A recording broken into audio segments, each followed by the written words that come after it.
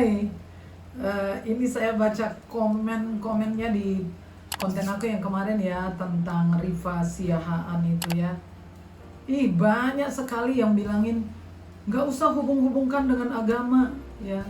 Agama nggak ada hubungan. Tahu nggak kalau keyakinan seseorang itu mempengaruhi karakternya. Apa yang dia yakini itu akan dia lakukan, dan apa yang dia lakukan menjadi kebiasaan. Kebiasaan membentuk karakter, dan karakter itu adalah takdirnya. Jadi jangan bilangin gak ada hubungannya. Ada.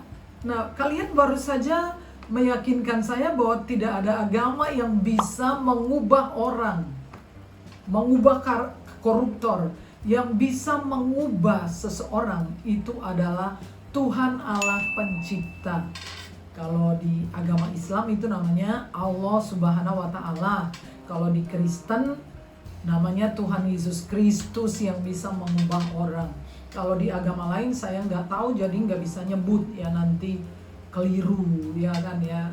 Yang kedua ketika orang itu diubahkan oleh Tuhan Penciptanya, dia mengalami pengalaman spiritual, hijrah misalnya gitu. Kayak Nicky Cruz, seorang penjahat, ketua geng Mau yang dikenal di New York City, yang seumuran saya masih tahu ya, ada filmnya. Sampai satu hari ada pendeta berkhotbah kepadanya dan memberitahu bahwa Yesus mengasihi engkau.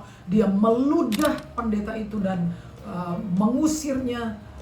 Kemudian pendeta itu, David Wilkerson, mengatakan, walaupun engkau memotong tubuhku menjadi 1000 potongan dan membuangnya di jalan, setiap potongannya akan mencintai engkau. Singkat cerita, dia mengalami satu pengalaman batin, spiritual, hijrah, mengalami perjumpaan ilahi bukan jasmani dengan Yesus Kristus. Lalu dia berubah.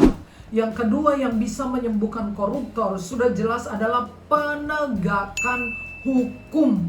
Belajar sama Kim Jong Un, Korea Utara sana. Jangankan korupsi, lupa tepuk tangan gini aja hilang. Lupa tepuk tangan apalagi korupsi, nggak pakai lama. Heran juga ya, di tempat lain kalau ada yang korupsi, orang Jepang harakiri. Ada lagi di tempat lain potong jarinya. Kalau di Indonesia potong tahanan. Nah itu yang bikin gak sembuh.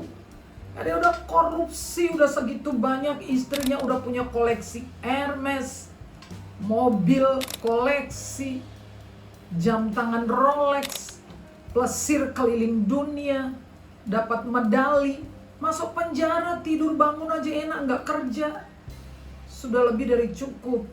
Nah, jadi kalau di Indonesia ini penegakan hukum seadil-adilnya, koruptor jangan pakai potong tahanan, biarin sampai membusuk di penjara. Itu pantas untuk mereka yang menyengsarakan rakyat, yang makan keringat rakyat, gak jadi daging tapi jadi penyakit gitu ya.